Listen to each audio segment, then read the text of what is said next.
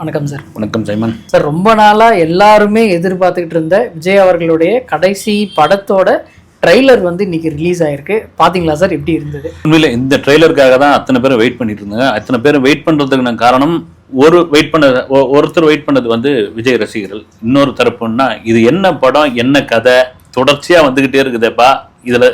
ஏன்னா எச்சுனோத்து தந்த பேட்டியில் கூட பார்த்தீங்கன்னா, ஓகே நீங்கள் படம் பாருங்க தெரிஞ்சு போய்டும், படம் பார்க்கறது மாதிரி ட்ரெய்லர் பார்த்தாலே தெரிஞ்சு போய்டும், அதனால தான் அந்த ட்ரெய்லரை கடைசியாக வெளியிடுவாங்க. அப்படி பார்த்தா தொடர்ச்சியாக இருந்த விமர்சனம் உங்களுக்கு தெரியும், பகவந்த் கேசரி. ஆமாம் சார். ட்ரெய்லர்லேயும் ஒரு 60% பகவந்த் கேசரி தான், 50 தான் இருக்குன்னு நினைக்கிறேன் நான். ஆமாம், பாதி. ஆமாம், அது அப்படியே தெரிஞ்சது இந்த பகவந்த் கேசரி தான் அப்படின்றது. மீதி பாதி ஏதோ புதுசாக பண்ணியிருக்கிற மாதிரி இருந்தது. இந்த ட்ரெய்லரில் கடைசியில் இருந்த ட்விஸ்ட் என்னன்னா, அந்த ரோபோட் தான் எதுக்கு அது வந்தது அப்படின்றே நமக்கு தெரியல.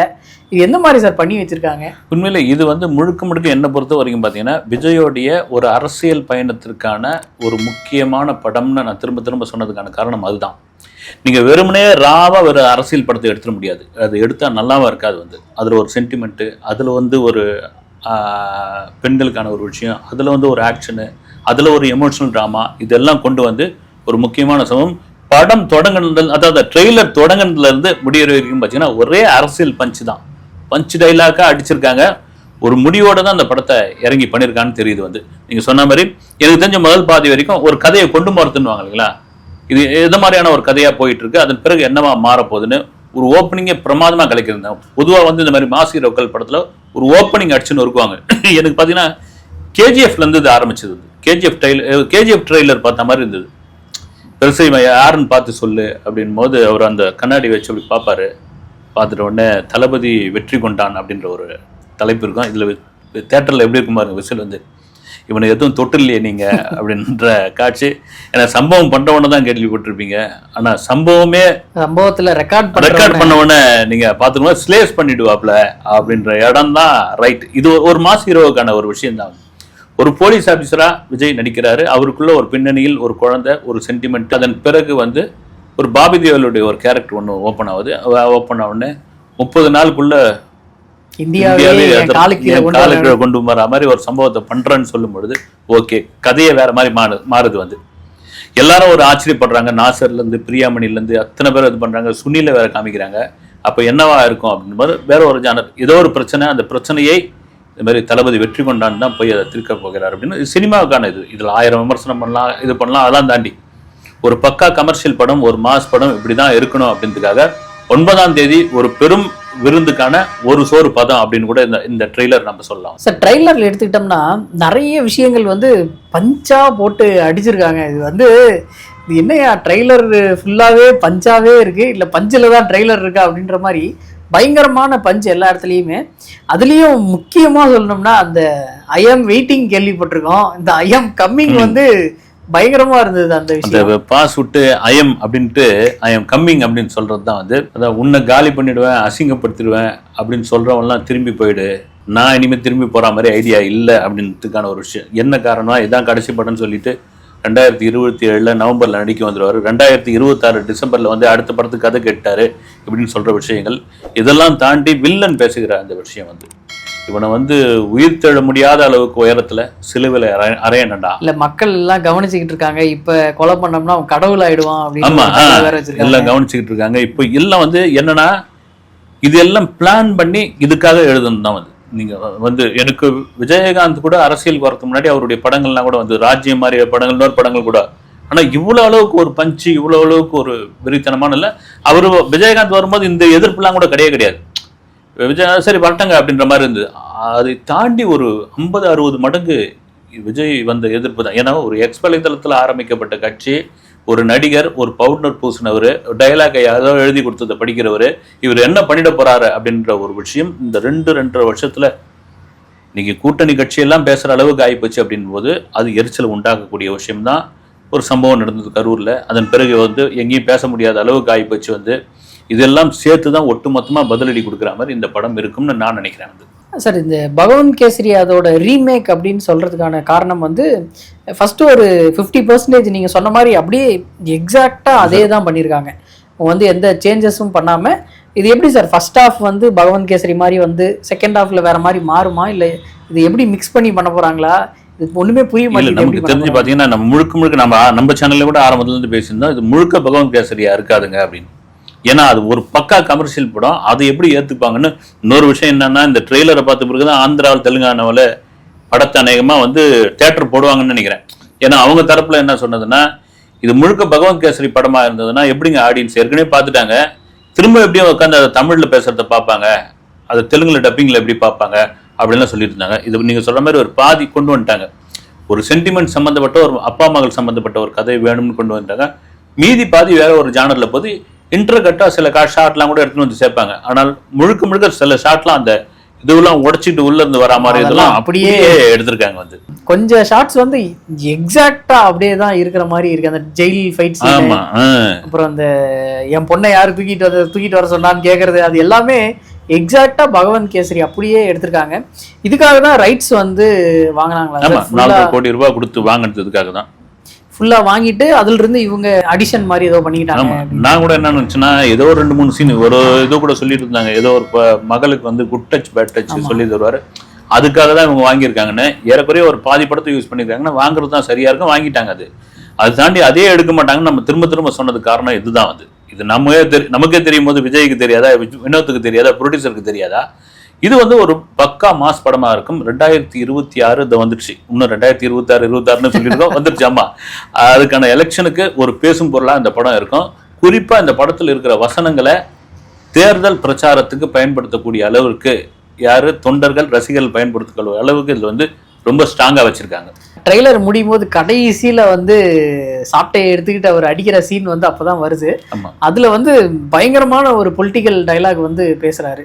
அந்த விஷயம் எல்லாம் ரிலீஸ் ஆனதுக்கு அப்புறம் ஏதாவது பின்விளைவுகள் வருமா சார், இல்ல அப்படியே விட்டுருவாங்களா? கண்டிப்பா ஒரு எரிச்சல் உண்டாகும். இந்த ட்ரெய்லரே எரிச்சல் உண்டாகும். நீங்க வந்து ஒரு முக்கியமான தேர்தல்களும் நீங்க புதுசா வந்த ஒரு கட்சி வந்த உடனே இவ்வளவு பெரிய மாஸ் காமிக்கிறாங்க, இவ்வளவு செல்வாக்கு காமிக்கிறாங்க, இளைஞர்களுடைய ஒரு ஒரு பட்டாளம், பெண்களுடைய ஒரு ஓட்டு வங்கி இந்த கட்சிக்கு இருக்குது அப்படின்போது அவங்க படத்துல ஒரு மெசேஜ் சொல்றாங்க அப்படின்போது ஒரு அழுத்தம் வரும். எம்ஜிஆருடைய படங்களுக்கு அரசியலுக்கு வந்த பிறகு ஒரு அழுத்தம் வந்தது. வந்து ரஜினி அரசியலுக்கு வரப்போறாருன்னு உடனே அந்த படங்களுக்கு ஒரு இடையூறு வந்தது. இவன் அரசியலுக்குள்ளே வந்துட்டேன் நானு, இதுக்கப்புறம் வந்த பிறகு என் படம் இப்படிதான் இருக்குன்னு பொழுது இந்த பஞ்ச் டைலாக்கு, இந்த அரசியல் டைலாக்கு, இந்த டேரிங்கா அடிக்கக்கூடிய விஷயங்களுக்கெல்லாம் வந்து கண்டிப்பா ஒரு எதிர்ப்பு வரதான் செய்யும். அதெல்லாம் தாண்டி தானே வந்தாகணும். அது சோகமான விஷயம் என்னன்னா, இதுதான் விஜய் சாரோட கடைசி ட்ரெய்லர் நம்ம பார்க்க போறது அப்படின்னு சொல்லி எல்லாருமே ரொம்ப ஃபீலிங்கா வந்து கமெண்ட் பண்ணிட்டு இருந்தாங்க. இதுக்கப்புறம் நாங்க இந்த மாதிரி ஒரு ட்ரெய்லர் எங்க பார்க்க போறோம் அப்படின்னு. இந்த படத்திற்கு அப்புறம் சினி இண்டஸ்ட்ரிக்கு விஜய் சார் இல்லாதது எந்த அளவுக்கு சார் பாதிப்பு? மிகப்பெரிய பாதிப்பு. நீங்க செங்கோட்டையன் அவர்கள் சொல்ற மாதிரி ஒரு வருஷத்துக்கு 1000 கோடி, ஒரு வருஷத்துக்கு 4 படம் இப்போ விஜய் நடிச்சா நடிக்கலாம். இப்போ இந்த ட்ரெய்லர்லாம் பார்க்கும்போது இந்த படம் ஒரு தடவை சூப்பர் டூப்பர் ஹிட் ஆகிடுச்சுன்னா அந்த சம்பளம் எக்கச்சக்கமாக ஏறதுக்கான வாய்ப்பு, ஏற்றி விட்றதுக்கான வாய்ப்பு இருக்குது. இப்போ தியேட்டருக்காரங்க, இண்டஸ்ட்ரி, ஒட்டுமொத்தமாக ரசிகர்கள் இவங்களாம் என்ன சொல்லி நினைப்பாங்க, வந்து என்னடா இது வந்து உண்மையிலே இண்டஸ்ட்ரிக்கு ஒரு பெரிய இழப்பு தான். வந்து நீங்கள் ஏன்னா இன்னைக்கு எந்த படங்கள் வந்து ஓடிக்கிட்டு இருக்கு, நம்ம இது பண்ண மாஸ் ஹீரோக்கள் படங்களே இன்னைக்கு 2025 என்ன நடந்தது உங்களுக்கு? அப்படி இருக்கும்போது மினிமம் கேரண்டி இல்லை, மேக்சிமம் கேரண்டி வந்து விஜயோடைய படங்கள், அதுவும் சமீமா. அப்படி இருக்கும்பொழுது ஏன்னா நாம் கேள்விப்பட்டது இந்த எலெக்ஷனுக்கு முன்னாடி தியேட்டர் ஓனர்ஸ், டிஸ்ட்ரிபியூட்டர்லாம் போய் விஜய் கிட்ட ஒரு கோரிக்கையை வைக்க போகிறதெல்லாம் இருந்தாங்களாம். வந்து நீங்கள் அரசியலுக்குள்ளே போங்க, சிஎம் அவங்க என்ன வேணாலும் ஆங்க, வருஷத்துக்கு ஒரு படம் எங்களுக்காக நடிச்சு கொடுங்க, இப்போ பவன் கல்யாண் நடிச்சு கொடுக்குறாரு அப்படின்னு மாதிரி. ஆனால் அதில் ரொம்ப உறுதியாக இருக்காரு பொழுது. இந்த படத்தில் வச்சுக்கிற டைலாக்கே அதுதான். அது நான் அவ்வளோதான், ரைட்டு, ஓகே, உங்களுக்கு நடிச்சாச்சு, பண்ணியாச்சு. நீங்கள் ஆடியோ லான்ச்சில் பேசின மாதிரி 30 வருஷமா எனக்கு நீங்கள் சப்போர்ட்டாக இருந்தீங்க, இனி வரப்போகிற 30 வருஷம் உங்களுக்காக நான் இருக்க போகிறேன் அப்படின்ற ஒரு விஷயம் தெளிவாக ஒரு முடிவு எடுத்தாச்சு. அதில் வந்து எந்த பின்னடைவும் இருக்காதுன்னு நினைக்கிறேன், பின்வாங்கலும் இருக்காது. அதனால் அது இண்டஸ்ட்ரிக்கு ஒரு பெரிய இழப்பு தான்.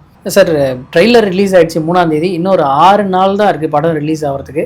ஆனால் மெயினாக தமிழ்நாட்டில் இன்னும் டிக்கெட் ஓப்பனிங் வந்து ஆகாமல் இருக்குது. எதனால சார்? அந்த 2 பிரச்சனை சைமன். ஒன்று வந்து சென்சார் இன்னும் கொடுக்கல அப்படின்னாங்க. இப்போ நான் இப்போ விசாரிச்சப்போ வந்து சென்சார் ஓகே தான், ஆக்சுவலாக ஒரு சென்சார் கட்டு மியூட் கொடுத்து ஓகேன்ட்டாங்க. அதுக்கு திரும்பவும் வந்து சில காட்சியெல்லாம் வந்து நீக்க சொல்லியிருக்காங்களாம். எனக்கு தெரிஞ்சு என்ன இந்த ட்ரெய்லரில் பார்க்கும்போதே ஒன்று இதுவாக இல்லை, அதுக்கெல்லாம் ஒத்துக்கிட்டாங்க ஓகே அப்படின்னும் போது திங்கக்கிழமை சென்சாரை வந்து அந்த ப்ரொடியூசரே வந்து வாங்கி சொல்லியிருக்காங்கன்னு திங்கக்கிழமை புக்கிங் ஓப்பன் பண்ணிடுறாங்க. புக்கிங்கில் என்ன ப்ராப்ளம் அப்படின்போது திருப்பூர் சுப்பிரமணியம் அவர்கள் சொன்ன மாதிரி வந்து 80-20 அப்படின்னு கேட்குறாங்க. அதாவது 80% வசூலில் 80% ப்ரொடியூசர்கிட்ட கூட 20% தேட்டருக்காருங்க, நாங்கள் வந்து 70-13 கொடுக்குறோம் அப்படின்னு. இல்லை 75-25 ஓகே அப்படின்னு இந்த இது வந்து அதுவும் முடிவுக்கு வந்துடும் அது. ஏன்னா உங்களுக்கு அதர் ஸ்டேட்லலாம் ஓப்பன் பண்ணிட்டாங்க. இப்போ தமிழ்நாடு மட்டும் வெயிட்டிங் போது இந்த ட்ரெய்லர் வந்த பிறகு இன்னும் மாஸ் கிரியேட் பண்ணியாச்சு வந்து இப்போதுலேருந்தே அந்த ஃபர்ஸ்ட் ஷோவுக்கு டிக்கெட் கேட்க ஆரம்பிச்சிருவாங்க அது. அதனால அதுவும் ஷார்ட் அவுட் ஆகிடும். எனக்கு தெரிஞ்சு திங்கட்கிழமையிலேருந்து ஓப்பன் பண்ணிடுவாங்க. சார் இந்த பொங்கல் ரிலீஸ்க்கு ஜனநாயகன் பராசக்தி அப்படின்னு சொல்லி ரெண்டும் ஒரு பயங்கரமான ஒரு ஃபேன்ஸ் சண்டையை வந்து கிளப்பிக்கிட்டு இருந்தாங்க. இப்போ திடீர்னு பராசக்தி வந்து தள்ளி போகிறதுக்கு வாய்ப்பு இருக்குது அப்படின்னு சொல்லி சொல்கிறாங்களே சார், அது நிஜமாவே வாய்ப்பு? நம்பகத்தன்மையான இதுவாக தெரியல வந்து. ஏன்னா திடீர்னு 14ஆம் தேதி மறுபடியும் அது கண்டிப்பாக இல்லை. ஏன்னா இவ்வளோதான் தியேட்டர்லாம் ஃபிக்ஸ் பண்ணிட்டாங்க, அதுக்கு ஸ்க்ரீன்ஸ்லாம் முடிவு பண்ணிட்டாங்க. ஏன்னா அதுக்கும் பார்த்தீங்கன்னா சென்சார் வெயிட்டிங்கில் இருக்குது வந்து. இன்றைக்கி நம்ம பேசுகிற நேரம் தாம்பரத்தில் உள்ள தனியார் கல்லூரியில் ஃபங்க்ஷன் நடந்துக்கிட்டு இருக்கு. அவங்களும் வந்து ஃபிக்ஸ் பண்ணிட்டாங்க, நாங்கள் வந்தே தீர்வோன்னு. அதனால் எனக்கு தெரிஞ்ச மாற்றம் இருக்காதுன்னு நினைக்கிறேன். அது 14 தள்ளி போகிறதுக்கான வாய்ப்பு இல்லை. 10 வரும். இது 9 வந்தால் அது 10 வரப்போகுது. இது ஒரு ஜானலில் கதை சொல்ல போனால் அது வேறு ஒரு ஜானலில் கதை சொல்ல போகுது. 10 நாள் லீவை வந்து 2 படம் 10 மக்கள் கொண்டாடட்டுமே, தேட்டருக்காரங்க வருமானம் வரட்டுமே, இண்டஸ்ட்ரி நல்லா இருக்கட்டுமே. சார் ஜனநாயகன்ற படம் வந்து 80% ஆஃப் த ஃபிலிம் வந்து க்ரீன் மேட்லேயும் அப்புறம் செட்டு போட்டு தான் ஷூட் பண்ணியிருக்காங்க. அது நம்ம இந்த ட்ரெய்லரில் ஏதாவது ரிஃப்ளெக்ட் ஆகுதா சார்? இல்லை, ஒன்றுமே தெரில. இது வந்து நீங்கள் சொல்கிற மாதிரி ஏறக்குறைய அந்த ஒரு இன்டர்வியூ கூட அந்த ஆர்ட் டைரக்டர் கொடுத்துருந்தார் வந்து, கடலுக்கு வந்து செட்டு போட்டலாம், அதாவது க்ரீன் மேட் வைக்கலாம், செட் இல்லை க்ரீன் மேட் வைக்கலான்னு. இல்லை நீங்கள் பீச்சிலே எடுத்துங்க அப்படின்னு. இதுக்கு காரணம் என்னென்னா விஜய் வெளியே போனால் அந்த கூட்டம் வந்துடும், அது வந்து படக்குழுனுக்கு பெரிய பிரச்சனையாயிடும், ராமஜெயா ஃபிலிம் சிட்டிக்கும் போய் பண்ணவும் முடியாது அப்படின் போது இங்கேயே ஏசிஆர் ரோட்டில் ஒரு செட்டு போட்டு எடுத்திருந்தாங்க. அந்த பீச் மட்டும் வெளியே எடுத்திருக்காங்க. ஆனால் மற்றபடி பார்த்தீங்கன்னா அதில் க்ரீன் மேட் போட்டு ஒர்க் பண்ண மாதிரி தெரியல. டெக்னிக்கலாக ரொம்ப ஸ்ட்ராங்காக பண்ணியிருக்காங்க. கேமரா ஒர்க் சூப்பராக இருக்குது. அனிருத்தோட பிஜிஎம் வந்து பிரமாதமாக இருக்குது வந்து. ரொம்ப முக்கியமான ஒரு விஷயம் தான் சார். இந்த படம் வந்து அந்த ஒரு மாதிரி கேஜிஎஃப் எஃபெக்ட் வருது இல்லை சார், அந்த பிளாக் டோனு, அந்த ஃபைட் சீன்ஸு சீக்வன்ஸ்லாம் பார்க்கும்போது இந்த கேஜிஎஃபோட இதை வந்து ரிஃப்ளெக்ட் பண்ணுற மாதிரி இருக்கு. கேஜிஎஃப் மாதிரி ஜானர் கிடையாது. அந்த கேஜிஎஃபோடைய டெக்னிக்கலாக அந்த கேஜிஎஃபோடைய இதெல்லாம் இருக்குது. உண்மையாக நான் அந்த ட்ரெய்லர் பார்க்கும்போது ஒரு ஓப்பனிங்கே அப்படி தான் ஓப்பன் ஆச்சு வந்து. கண்டிப்பாக ஒரு மாஸ் ஹீரோ படம், ஒரு மாஸ் ஹீரோவை ஒரு மாஸ் சொல்லக்கூடிய படம் அப்படின்னா இந்த மாதிரி தான் ஒரு ட்ரெய்லர் கட் இருக்கணும். உண்மையிலே அருமையாக கட் பண்ணியிருக்காங்க சார். இந்த போலீஸ் கெட்டப்பை பார்க்கும்போது நமக்கு வந்து கொஞ்சம் தெரி ஃபீல் வருதோ அப்படின்ற மாதிரி இருந்தது. அவருடைய இத்தனை நாள் அவர் நடித்த படங்களில் பயங்கரமாக ஹிட்டான ஃபிலிம்ஸ் எல்லாத்துலேயுமே ஒரு சீக்வன்ஸ் இருக்கிறதுக்கு வாய்ப்பு இருக்கா? ஏதாவது ஒரு ஷார்ட் ஆகுது? அது முதல் 15 நிமிஷம் படம் வந்து 3 மணி நேரம் 5 நிமிஷம் நினைக்கிறேன். ஆமாம். அதில் ஒரு 15 நிமிஷம் வந்து அவருடைய பிரிவு உபச்சார விழா மாதிரி நடத்தி அந்த 15 நிமிஷம் அவருடைய படங்களில் முக்கியமான ஷாட், அவருடைய ஸ்பீச்சு, அவருடைய ஃபைட்டு, அவருடைய பஞ்ச் டைலாக் இதெல்லாம் கொண்டு வந்து சேர்த்துருக்காங்க. அதுவே பிரமாதமாக இருக்குன்னு வினோத் தான் சொல்லியிருக்காங்க. சார் படத்தில் வந்து மமிதா பைஜு நடிச்சிருக்காங்க, பூஜா ஆக்டே நடிச்சிருக்காங்க. பூஜா ஆக்டே வந்து எனக்கு ஏதோ ஒரு ஷாட்டோ 2 ஷாட்டோ தான் காமிச்ச மாதிரி. இல்லை, அவ்வளோதாங்க காமிக்க முடியும். அதுக்காக பூஜா ஆக்டே ஃபுல்லாக ஒரு சாங்கியாக போட முடியும் அதில் வந்து. ஏன்னா வினோத் சொன்ன மாதிரி வந்து இந்த படத்தினுடைய 3 தூண் அப்படின்னா விஜய், பாபி தியோல், அப்புறம் மமிதா. தெரிஞ்சு மமிதா வந்து எப்படியும் மகளான மமிதா இன்னும் நிறைய பேட்டிலாம் கொடுத்தது. கேரளாவில் ஊடகத்தில் சொன்னதெல்லாம் வந்து சின்ன வயசுலேருந்து விஜய் சாரோட மிகப்பெரிய ஃபேன், எங்கள் அண்ணன் அதுக்கு மேலே வெறித்தனமான ஆள், சிலது நான் ஏதாவது இது பண்ணிட்டேன்னா எங்கள் அம்மாவே அவருடைய படத்துலேருந்து கோட் பண்ணி காமிப்பாங்க, எனக்கு இது கனவா நனவான்னு தெரியல அப்படின்னு. இந்த படத்துக்கு அப்புறம் நான் கேரளா போனேன்னா என்ன எப்படி கொண்டாட போகிறாங்கன்னு தெரியலன்னு சொல்லிட்டாங்க. கேரளாவில் ஒரு பெரிய மாஸ் இருக்குது. அப்புறம் பாபி தியோலுக்கு ஒரு முக்கியமான கேரக்டர். ஏன்னா இதுக்கு முன்னாடி பாபி தியோல் தமிழ் சினிமாவில் நடித்த சம்பவங்கள்லாம் உங்களுக்கு தெரியும். ஒரு முக்கியமான படம், அந்த பேரை சொல்ல வேணாம், அதை மறந்துடுங்க. அதை ஆமாம், அதை வேற கண்ணை நொல்லையாக்கி அதை ஒரு அமக்கலம் பண்ணி வச்சுருந்தாங்க. இதில் பக்காவா ஒரு கார்பரேட் வில்லன் மாதிரி ஒரு கேரக்டர்னு நினைக்கிறேன் நான் வந்து. பிரமாதமாக இருக்குது. அது நல்ல நடிகர் வந்து, அவரை சரியாக பயன்படுத்திக்கணும் அப்படின்ற ஒரு விஷயம். நீங்கள் சொன்ன நாசர் இருக்காரு, பிரகாஷ் ராஜ் இருக்காருங்க. பிரகாஷ் ராஜ் விஜய் கெமிஸ்ட்ரின்னு ஒன்று இருக்குல்ல, அதுதான் ஆடியோ லான்ச்சில் சொல்லியிருந்தார். நீங்கள் போக்கரியை பாருங்கள் எத்தனை முறை. எனக்கு வசனமே போக்கரி பட வசனம் மாதிரி இருக்குது வந்து, சும்மா தெரிக்கிற மாதிரி இருக்குது. பிரகாஷ் பிரியாமணி ரொம்ப இதுவாகி ஒரு பேட்டிலாம் கூட கொடுத்துருந்தாங்க. நான் வந்து ஜோடியாக நடிக்க வேண்டியது அது முடியாமல் போயிடுச்சு, அவருடைய படத்தில் இருக்கேன் அது போதும் அப்படின்ற மாதிரி எல்லாருக்கும் இருக்கும். அதுவும் வந்து 69வது படம் கடைசி படம் போது அந்த படத்துக்குள்ள நாம் இருப்போம் அப்படின்ற ஒரு விஷயம் வந்து எல்லாருக்கும் முக்கியமானது. இன்னும் சுனில் முக்கியமாக இருக்கார் வந்து. சமீப காலமாக தென்னிந்திய சினிமாக்கள் மிக தவிர்க்க முடியாத ஒரு நடிகராக மாறிட்டார் அவர் வந்து. ட்ரெய்லரை பார்க்கும்போது நமக்கு வந்து பயங்கரமாக இருந்தது. ஏன் சார் பாட்டு எதுவுமே சேர்க்காம விட்டாங்க? தளபதி கச்சேரியை காணோம். இல்லை, ராவண மாவண்டான்னு ஒரு இதில் உடச்சிட்டு வரும்போது கேட்குறாங்க இல்லைங்களா, அப்படியே கத்தி எடுத்துகிட்டு வரும்போது சொன்ன மாதிரி வந்து தளபதி கச்சேரியை சும்மா வந்து இடையில சேர்த்துருக்கலாம். ஓகே, நீங்கள் ஃபுல்லாக வந்து படத்தில் பார்த்துங்க. நீங்கள் சொன்ன மாதிரி இன்னும் 5 நாள் தான் இருக்குது. ஆமாம், வாங்க கொண்டாடுங்க அப்படின்ற மாதிரி இருக்குது. டிக்கெட் போட்டாச்சா சார்? போட்டுடலாம். ஓகே சார், அடுத்த இன்டர்வியூவில் சந்திப்போம். நன்றி சார். வணக்கம்.